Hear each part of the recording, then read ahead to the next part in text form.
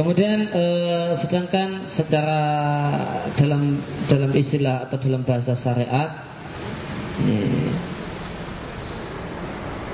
kemusyrikan adalah menetapkan adanya tandingan atau sekutu bagi Allah Subhanahu wa taala dalam rububiyah, dalam ibadah, dan dalam nama dan sifatnya.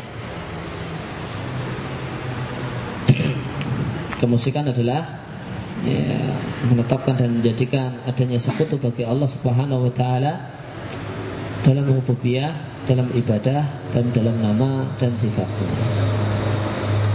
Rububiyah itu mencipta dan mengatur alam semesta misalnya, itu disebut rububiyah. Maka siapa yang meyakini adanya pencipta selain Allah Subhanahu wa taala, pengatur sebagian bumi selain Allah Subhanahu wa taala, kalau gunung ini ada yang ngatur, jin itu, pohon ini ada yang menguasai dan mengatur, atau daerah ini ada yang membawa reksa, yang jadi penguasa, yang mengatur, yang menentukan kampung ini mau makmur ataukah tidak, atau ada yang mengatur sawah panennya banyak atau dikit atau tidak panen.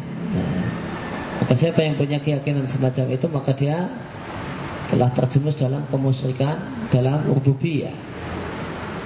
Kemudian ibadah, ketika seorang itu beribadah kepada selain Allah, menyembelih hewan atau bahasa kita sesajen, rukuk dan sujud kepada selain Allah, maka ini berarti kemusyrikan dalam ibadah. Di antara sifat Allah adalah tahu semua bahasa, mendengar dari jarak yang sangat jauh. Allah nun jauh di sana, Allah dengar apa yang kita katakan. Maka jika seorang itu berkeyakinan bahasanya ada seseorang di lain pulau di Sumatera bisa mendengar ucapan orang yang di Jawa padahal tanpa telepon, wahai guruku, langsung dia tahu dengan. Maka siapa orang yang punya keyakinan semacam itu, maka dia telah menjadikan orang tersebut sebagai tandingan Allah dalam sifatnya. Karena dianggap wali, maka meskipun di sana dia tahu kalau dirasani di sini. Dia tahu kalau dirasani, jangan rasani, jangan menggunjing. Meskipun dia di sana, beliau rumahnya, tempat tinggalnya dirasani di sini, dia dengar dan tahu siapa yang ngerasani, apa yang materi, apa yang dibicarakan dan diomongkan. Maka siapa yang punya keyakinan semacam ini, anggapan semacam ini, maka dia telah menyekutukan Allah, menjadikan orang tersebut sebagai tandingan Allah Subhanahu wa taala dalam sifat Allah Subhanahu wa taala. Karena yang bisa dengar dari jarak yang jauh, tahu dari jarak yang jauh hanyalah Allah. Atau seorang itu berkeyakinan ada manusia yang mengetahui masa depan, dan masa depan adalah hal yang gaib, dan hal gaib hanya Allah yang tahu. Di antara sifat Allah dan mengetahui hal yang gaib, maka seorang berkeyakinan, maka seorang yang percaya dengan ramalan dukun, maka dia telah menyekutukan Allah dalam sifatnya. Dia telah menyekutukan Allah dalam sifat Allah Subhanahu wa taala. Dia telah jadikan dukun itu sebagai tandingan Allah dalam sifat Allah Subhanahu wa taala, yaitu mengetahui masa depan. Atau orang berkeyakinan bahasanya ada satu makhluk yang tahu semua bahasa. Dia nggak tahu semua bahasa, mau pakai bahasa apa nenuwunnya dia tahu, karena dia menguasai semua bahasa. Maka orang datang kepada kubur wali mintanya pakai bahasa Indonesia, padahal walinya adalah orang hidup di zaman bahasa Jawa Kawi, yang bahasa Jawa sekarang aja dia nggak paham. Malah apalagi dijak ngomong bahasa Indonesia, apalagi dijak ngomong bahasa Inggris, dia lebih enggak dong lagi. Kok diyakini tidak mengapa, itu dia dengar dan tahu apa yang Anda minta. Maka ini telah dijadikan sebagai tandingan Allah Subhanahu wa taala adalah sifat Allah, yaitu tahu semua bahasa. Kemudian kemusyrikan yang paling banyak terjadi adalah kemusyrikan dalam ibadah. Kemusyrikan dalam ibadah. Berdoa dan minta kepada selain Allah, beribadah kepada selain Allah. Dan kemusyrikan sebagaimana kita ketahui bersama adalah dosa besar yang sangat-sangat besar. Kenapa dia adalah dosa yang sangat-sangat besar? Apa alasannya? Kenapa dia adalah kita yakini sebagai dosa yang sangat besar? Yang pertama adalah karena orang yang melakukan kemusyrikan, dia menyerupakan makhluk, mensejajarkan makhluk, menempatkan makhluk, menyamakan makhluk dengan sang pencipta. Maka makhluk yang tidak tahu apa-apa, dia yakini makhluk yang tercipta, dia yakini dialah sang penguasa, dialah yang ngatur padi, namanya Dewi Sri. Maka dialah yang menentukan padi ini nanti panen banyak ataukah gagal panen. Padahal dia anggap aja dia adalah jin. Seandainya itu ada yang namanya, anggap aja itu adalah jin, maka jin adalah makhluk disamakan dengan Allah Subhanahu wa taala. Maka ini adalah tentu satu hal yang bentuk yang sangat-sangat jahat. Oleh karena itu kita katakan di antara nama jelek yang tidak boleh dimiliki oleh seorang adalah Dewi Sri. Karena ini bernama dengan nama Tohut, bernama dengan nama berhala. Atau orang itu bernama dengan nama Wisnu, ini nama yang haram. Nama yang haram. Karena ini bernama dengan nama berhala, Tohut, bernama dengan nama setan. Ini tidak boleh. Kalau dikasih nama Wisnu, Wisnu adalah berhala. Ini sama saja menamai anak dengan kasih nama iblis. Itu semisal sejenis. Atau ngasih nama dengan nama Uzal, sejenis. Cuma Uzza itu berhalanya orang jahiliyah, Wisnu berhalanya orang sekarang, orang Hindu. Sejenis. Bolehkah ngasih nama anak Uzza? Tentu sepakat nggak boleh ya. Demikian juga Wisnu. Maka yang pertama adalah karena menyerupai, menyamakan dan menempatkan makhluk sebagaimana Allah Subhanahu wa taala. Maka siapa saja yang menyekutukan Allah dengan sesuatu yang lain, maka dia telah menyerupakan makhluk tersebut dengan Allah Subhanahu wa taala, dan ini adalah kezaliman yang sangat zalim. Oleh karena itu, dalam Al-Quran di surat Luqman Allah katakan bahwasanya kemusyrikan adalah kezaliman yang sangat-sangat besar. Kenapa kok kemusyrikan disebut kezaliman?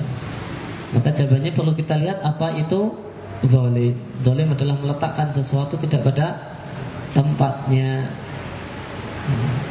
Maka ketika seorang itu meyakini pada makhluk sesuatu yang tidak ada pada makhluk, maka dia telah menempatkan sesuatu tidak pada tempatnya. Keyakinan ada yang menentukan gagal panen banyak, keyakinan semacam tempatnya adalah diletakkan pada Allah Subhanahu wa taala. Kok diletakkan di Dewi Sri, maka ini menempatkan sesuatu tidak pada tempatnya. Keyakinan bahasanya masa depan, pengetahuan tentang masa depan itu letaknya pada Allah Subhanahu wa taala. Pengetahuan tentang apa yang akan terjadi di masa depan itu letaknya pada Allah Subhanahu wa taala. Kok diletakkan di dukun? Diyakini bahasanya dukun itu mengetahui masa depan, maka ini meletakkan sesuatu tidak pada tempatnya. Sujud letaknya ditujukan kepada Allah Subhanahu wa taala.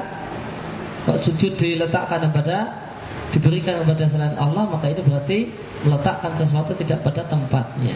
Berarti itu kezaliman. Maka kemusyrikan adalah kezaliman.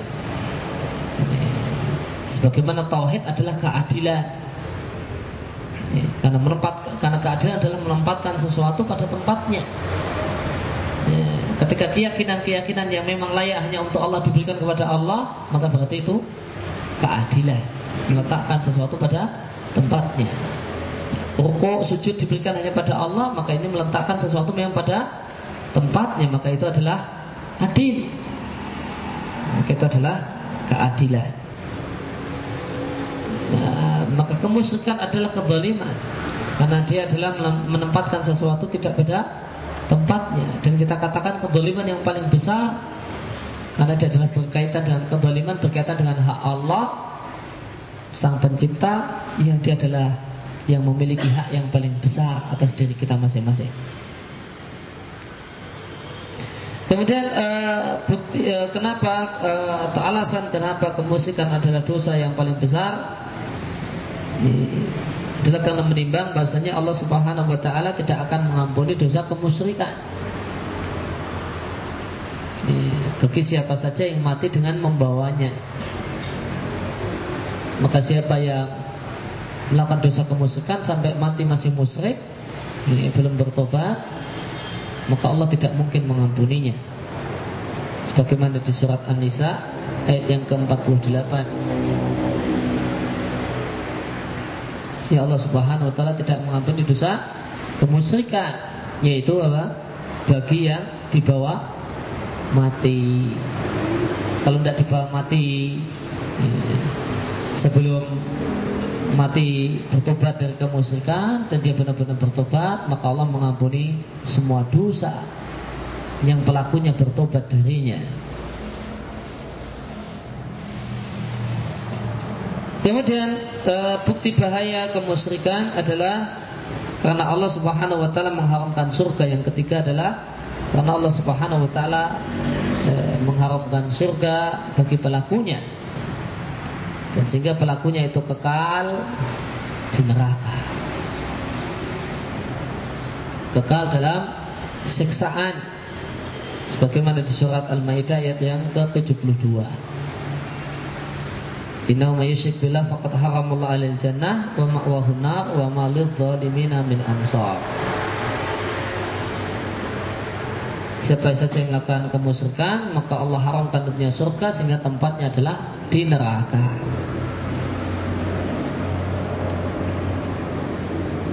Dan di nerakanya bukan hanya sementara, namun selama-lamanya. Dan membayangkan selama-lamanya itu sudah sangat mengerikan. Meskipun itu tidak dalam siksaan, terjebak di dalam kamar mandi selama-lamanya, itu sudah mengerikan. Padahal kamar mandi sudah air dingin, itu kalau dibayangkan selama-lamanya ngeri, padahal itu dingin, ada air, haus bisa minum, panas bisa gujukan, itu selama-lamanya udah ngeri. Gimana lagi kalau itu ditambah isinya adalah siksa. Kemudian yang keempat, kemusyrikan itu menghapus semua amal. Dan ini sama dengan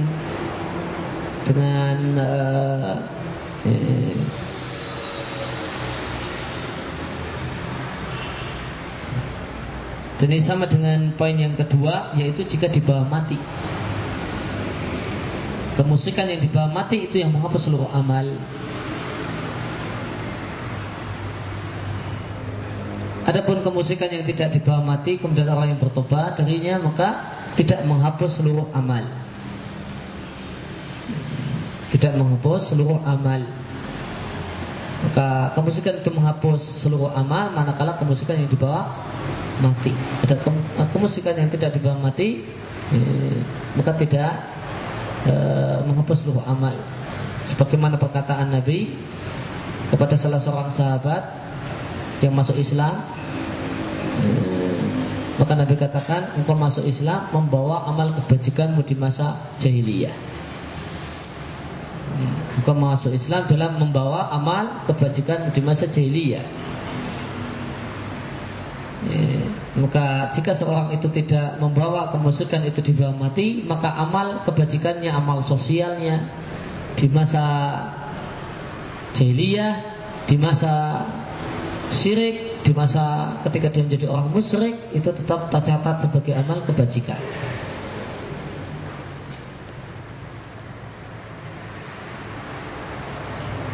Maka poin yang keempat ini bersama dengan poin yang kedua, yaitu kemusyrikan itu menghapus seluruh amal dengan syarat kemusyrikan yang dibawa mati. Kemudian yang kelima di antara hal yang menunjukkan bahaya kemusyrikan adalah karena Nabi menegaskan kemusyrikan adalah dosa besar yang paling besar. Sebagaimana sabda Nabi sallallahu alaihi wasallam, "Ala unabbiukum bi akbaril kabairi."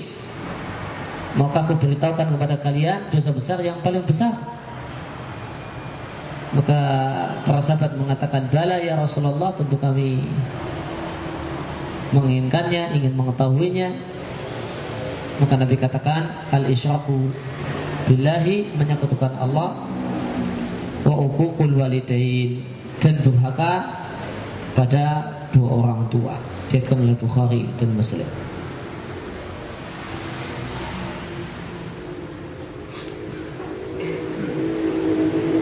Dan berkaitan dengan durhaka dengan orang tua, maka yang namanya durhaka dengan orang tua itu tidak, dalam ajaran Islam tidak harus muluk-muluk, tidak harus muluk-muluk.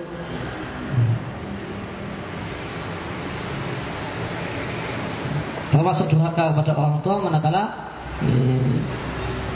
membuat orang tua menangis,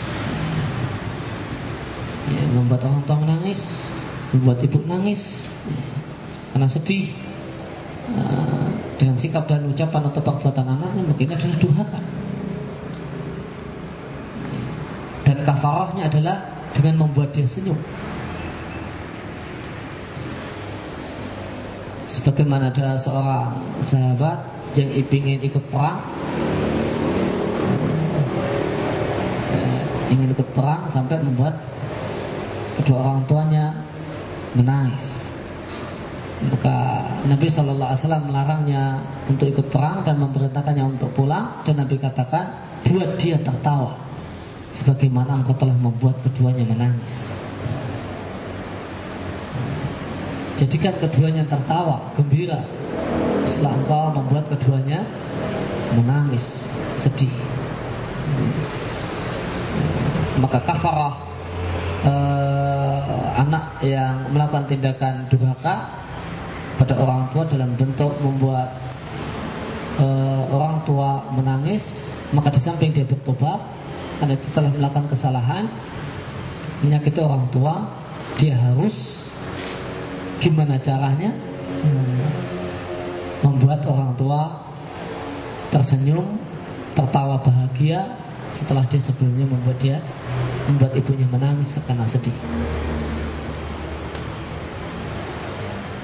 Sebagaimana cukup seorang itu dikatakan durhaka ketika dia mengucapkan kata-kata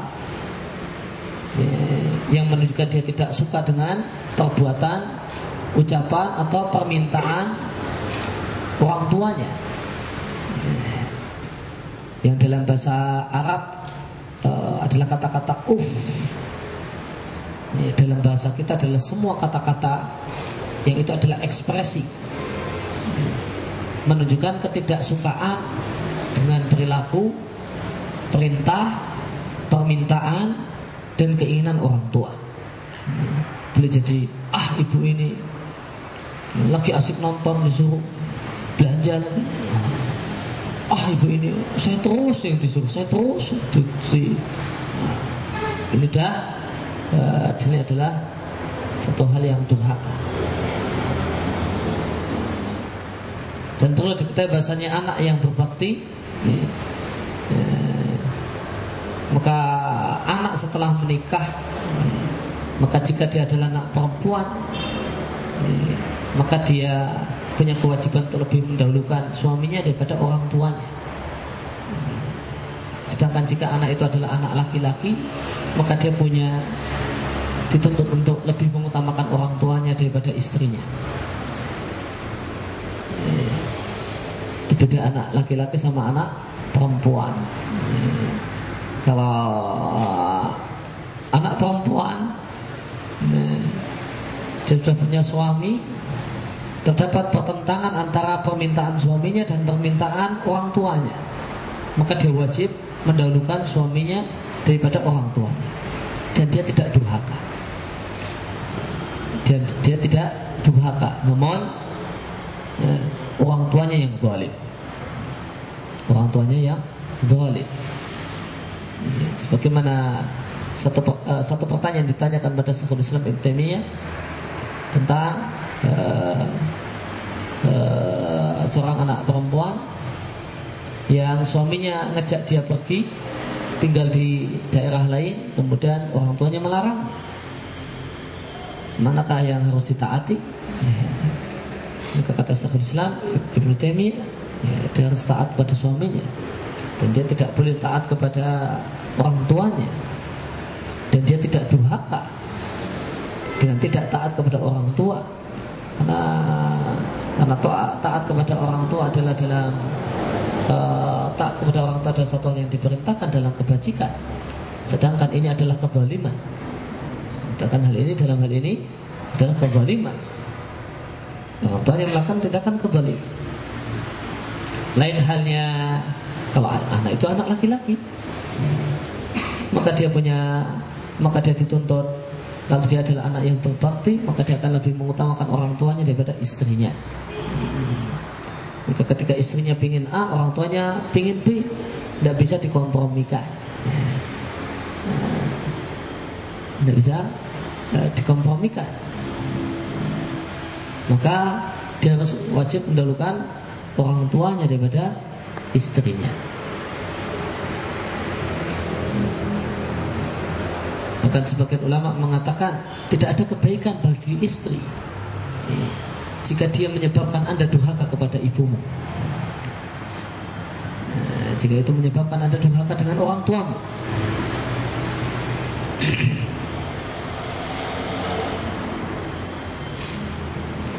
Dan di antara dalilnya adalah Ashabul Ghar, 3 orang yang terperangkap dalam gua. Salah satunya adalah anak yang berbakti. Yang kata Nabi, bagaimanakah dia adalah anak berbakti? Dia pulang-pulang, bahasa kita membawa makanan pokok, bahasa hadisnya membawa susu, bahasa kita membawa nasi. Maka apa yang dilakukan oleh sang anak yang Nabi katakan anak berbakti ini, dan Nabi memujinya sebagai anak yang berbakti, anak ini dia pulang-pulang kerja bawa makanan, di rumahnya ada orang tuanya, ada istri, ada anaknya. Maka dia katakan dia tidak bolehkan istri dan anaknya makan sampai orang tuanya makan. Dan di situ dikatakan bahkan sampai anaknya itu sampai menangis, merengek-rengek minta makan. Dan dia katakan tidak, sampai orang tua makan terlebih dahulu, orang tuaku makan terlebih dahulu. Maka dia tunggu orang tuanya sampai bangun makan, baru dia berikan sisanya kepada istri dan anak-anaknya. Dia baru berikan sisanya kepada istri dan anak-anaknya. Dan ini Nabi katakan orang ini adalah anak laki-laki yang berbakti. Sehingga hadis ini dalil kalau anak laki-laki maka dia adalah anak berbakti manakala dia lebih mengutamakan orang tuanya daripada istri dan anaknya. Sebagaimana penjelasan Ibnu Qayyim tentang masalah kemusikan dan tauhid, dia katakan bahasanya Allah Subhanahu wa taala mengkabarkan bahasanya maksud diciptakannya makhluk, maksud diciptakannya makhluk adalah, dan maksud adanya syariat adalah supaya makhluk mengenal Allah Subhanahu wa ta'ala,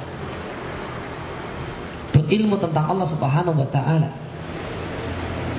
yaitu nama dan mengenal nama dan sifatnya, kemudian menyembah Allah semata dan tidak menyekutukannya. Maka maksud diciptakannya manusia ada dua berdasarkan penjelasan Ibnu Qayyim ini. Yang pertama adalah ilmu. Yang pertama adalah ilmu. Makhluk mengenal Allah, berilmu tentang Allah, berilmu tentang Allah, bagaimanakah nama dan sifat Allah Subhanahu wa ta'ala, mengenal bahasanya Allah itu maha penyayang, maha pengampun, dan seterusnya. Ini maksud yang pertama, ilmu. Kemudian maksud diciptakannya makhluk yang kedua adalah al-amal, beribadah menyembah Allah Subhanahu wa ta'ala. Apa ini? Amal. Maka maksud Allah Subhanahu wa ta'ala menciptakan manusia, menciptakan kita terlahir ke dunia ini, ada di dunia ini adalah, pertama adalah untuk supaya kita punya ilmu, berilmu tentang agama, yang pokoknya adalah berilmu tentang Allah Subhanahu wa ta'ala. Maka belajar ilmu agama adalah mewujudkan maksud penciptaan. Maka orang yang belajar agama itu dia mewujudkan maksud penciptaan.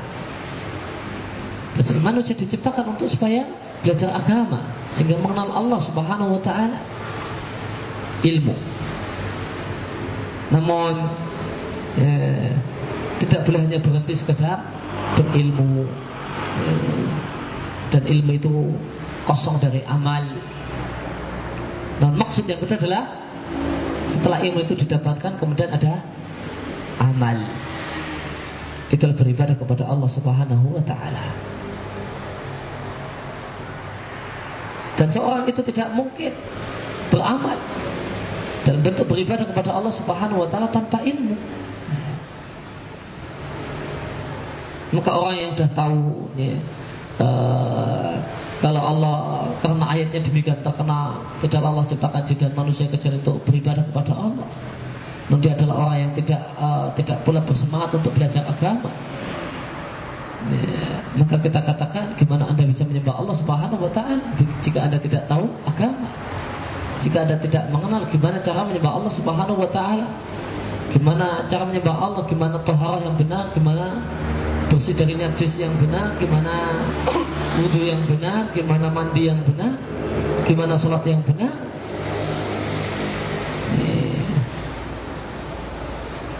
Ya, maka inilah kata Ibnu Qayyim, inilah dua maksud adanya penciptaan dan adanya syariat, yaitu supaya supaya manusia mengenal, berilmu tentang Allah, nama dan sifat Allah, kemudian beramal menyembah Allah Subhanahu wa ta'ala, dan supaya manusia menegakkan keadilan, karena keadilan adalah tiang penegak tegaknya langit dan bumi. Dan Allah Subhanahu wa ta'ala mengkabarkan bahasanya Allah mengutus para utusan dan menurunkan berbagai kitab suci supaya manusia menegakkan keadilan. Wa min a'dhamil qisti at-tauhid, dan keadilan yang paling adil adalah tauhid. Wa ra'sul adli, dan dia adalah kepalanya keadilan. Kepalanya keadilan, dia adalah pokok keadilan. Karena dia adalah keadilan berkaitan dengan hak Allah Subhanahu wa ta'ala. Maka siapa yang tidak bisa menegakkan pokok keadilan, dia tidak mungkin akan bisa melaksanakan anak keadilan. Jika pokok keadilan saja dia tidak diperhatikan, maka bagaimana lagi dengan cuma anak-anaknya keadilan. Maka orang yang katanya ingin menegakkan keadilan, namun yang dia tuntut adalah keadilan berkaitan dengan hak manusia, dan dia tidak peduli dengan keadilan terhadap hak Allah Subhanahu wa ta'ala, maka dia dusta dalam pernyataannya kalau dia ingin menegakkan keadilan. Dan kemusikan adalah kezaliman. Dan Ibnu Qayyim mengatakan fasyirku adlamu dzulmi. Maka kemusikan adalah kezalimannya kezaliman, bahnya zalim. Dia itu adalah bahnya kezaliman. Wa tauhidu a'dalul adli. Sebagaimana tauhid adalah puncak keadilan. Oleh karena itu, maka perbuatan yang berkebalikan bertolak belakang 180 derajat dengan puncak keadilan, maka selayaknya dia adalah dosa besar yang paling besar. Maka orang yang musyrik adalah ajhalul jahili, kata Ibnu Qayyim. Orang musyrik adalah orang bodoh yang paling bodoh, yaitu paling bodoh tentang Allah Subhanahu wa ta'ala, tentang agama. Meskipun boleh jadi dia paling pintar masalah komputer, masalah listrik, masalah yang lainnya, karena dia telah menjadikan tandingan untuk zat yang menciptakannya. Dia anggap adanya makhluk yang semisal serupa dengan zat yang menciptakannya. Maka ini adalah puncak kebodohan. Sebagaimana kemusikan adalah puncak kezaliman. Meskipun kemusikan adalah puncak kezaliman, namun kezaliman dalam bentuk kemusikan berbeda dengan kezaliman dengan sesama manusia. Kalau zalim kepada sesama manusia, zalim kepada kawan, zalim kepada teman, maka yang dirugikan adalah pihak yang dizalimi. Pihak yang dizalimi rugi. Namun lain halnya dengan menzalimi Allah Subhanahu wa ta'ala. Allah tidak dirugikan dengan kezaliman manusia terhadap Allah Subhanahu wa ta'ala secuil pun. Maka beda antara zalim dengan sesama dengan zalim kepada Allah Subhanahu wa ta'ala. Zalim kepada sesama, korban atau pihak yang dizalimi yang dirugikan. Adapun zalim kepada Allah, maka ya rugi siapa? Pelakunya. Sehingga pada hakikatnya, pada realitanya, seorang yang musyrik itu tidak menzalimi Allah. Pada realitas senyatanya dengan makna merugikan Allah, namun pada senyatanya dia adalah menzalimi dirinya sendiri dalam artian merugikan dirinya sendiri. Kemudian poin yang keenam tentang kenapa kemusikan adalah dosa yang paling besar. Karena kemusikan adalah pelecehan dan penghinaan.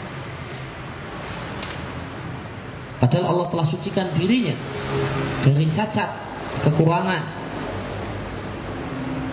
Maka siapa yang menetapkan sekutu bagi Allah Subhanahu wa ta'ala, maka dia tetapkan untuk Allah sesuatu yang Allah tiadakan dirinya darinya.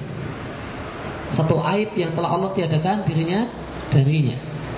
Maka ini adalah perbuatan kurang ajar yang sangat-sangat kurang ajar. Allah katakan Allah tidak punya sekutu. Setelah itu manusia masih saja ngotot, bahkan kau punya sekutu. Sekutumu adalah jin ini, jin itu, dan seterusnya.